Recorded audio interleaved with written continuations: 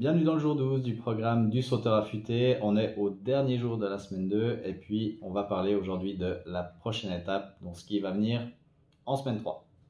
Donc au programme du jour, on va juste refaire un petit récap de ce qui s'est passé cette semaine, ce qui vous attend en semaine 3 et puis on va finir par le bilan de votre semaine. Et puis également le défi actif numéro 6, on finit jusqu'au bout. Donc, dans le récap de la semaine, aujourd'hui, on a découvert cette semaine des astuces pour optimiser votre perte de poids, notamment à travers le sommeil, à travers l'alimentation. Vous avez découvert plusieurs tips et astuces dans ces deux thèmes que vous pouvez directement mettre en place. Normalement, là, vous avez déjà pu en mettre en place depuis le début de la semaine, en tout cas pour le sommeil. L'alimentation, ça venu un petit peu après, mais vu que là on est vraiment au dernier jour, vous avez déjà pu tester certaines choses. Ça, c'est vraiment déjà les choses basiques qui pourront vous aider pour optimiser la perte de poids. De nouveau, là, ce que je vous ai donné, c'est des conseils de base, des conseils généraux. Si vous voulez pousser un peu plus dans ces domaines, allez voir des professionnels dans ces deux domaines-là, d'accord? Ensuite, on est passé à 4 entraînements par semaine. Vous avez dû remplir votre état de forme chaque jour de la semaine.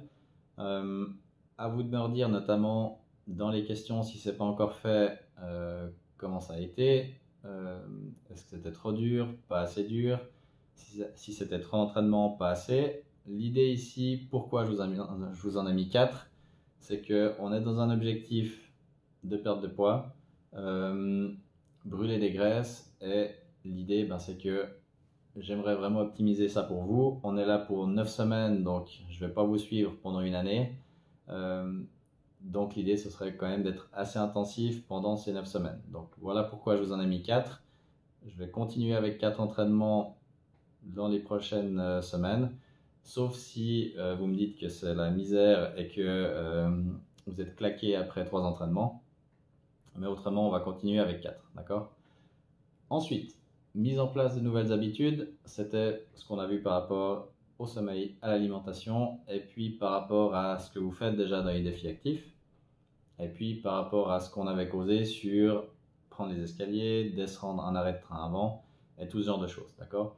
Donc là, on a vraiment vu toutes les choses en dehors des entraînements que vous pouvez mettre en place pour optimiser votre brûlage de graisse. Maintenant, ce qui vous attend pour la prochaine semaine. Là, on a pu tester des nouvelles habitudes. Maintenant, l'idée, ce sera de les ancrer dans votre quotidien parce qu'on sait à quel point c'est difficile de se tenir aux nouvelles habitudes qu'on essaye de se donner. D'accord? Donc, ici, les 3 points qu'on va surtout aborder, ce sera comprendre comment fonctionnent les habitudes, comment les changer, et puis comment les ancrer de manière durable. C'est ce qu'on avait un petit peu évoqué avec la différence entre système et puis les objectifs, les goals. C'est que le problème des objectifs, c'est qu'au début on est super motivé, du coup on fait ça toute la première semaine, pendant 6 fois par jour, on change quasiment tout notre quotidien, et puis ça nous tient 1 semaine et demie, 2 semaines, et puis après on retourne dans nos habitudes précédentes, parce que ça ne tient pas. Pourquoi? Parce qu'on n'a pas mis de système en place pour que ces habitudes tiennent.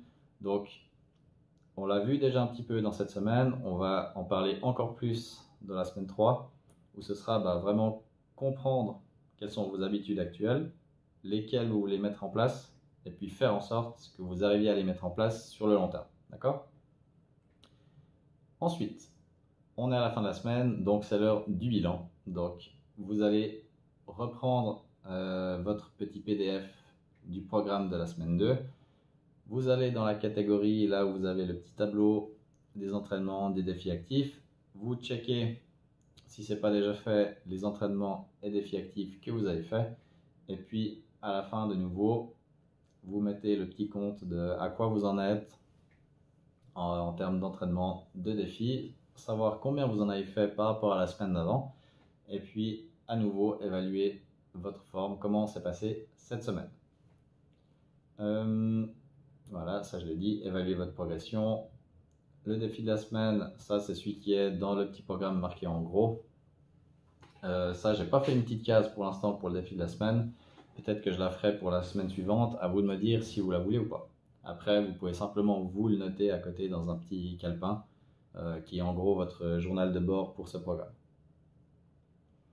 Aujourd'hui, défi actif numéro 6 pour finir en beauté. Donc ce sera simplement marcher 25 minutes à une allure tranquille. Donc on finit la semaine tranquillement. Alors, à faire pour aujourd'hui, vous avez encore ces étapes-là. Donc le défi de la semaine pour le dernier jour de la semaine, le défi actif numéro 6 et puis notez vos accomplissements de la semaine dans le journal de bord. Si ce n'est pas encore fait, vous pouvez poser vos questions dans la rubrique dédiée dans le forum, dans la communauté. Moi, je vais regarder toutes vos réponses, toutes vos questions, pardon, et puis eh bien, je répondrai au maximum d'entre elles par vidéo dans la semaine qui suit. C'est tout pour aujourd'hui et on se retrouve demain pour le début de la semaine 3.